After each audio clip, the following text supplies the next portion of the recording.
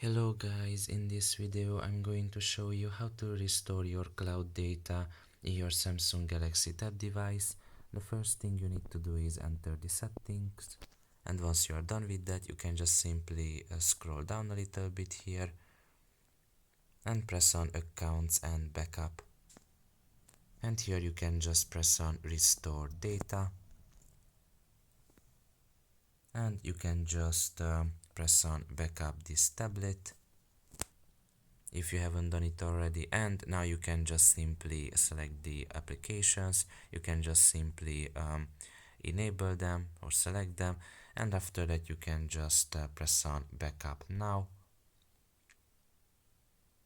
and as you can see they're going to be backed up. You can just press on done, and after that you can just simply leave and press on restore data once again. And now you can just select the device and you can just press on restore, and as you can see the data has just been restored. So that's pretty much it really. I hope this video was helpful to you. Thank you for listening and see you next time. Bye bye.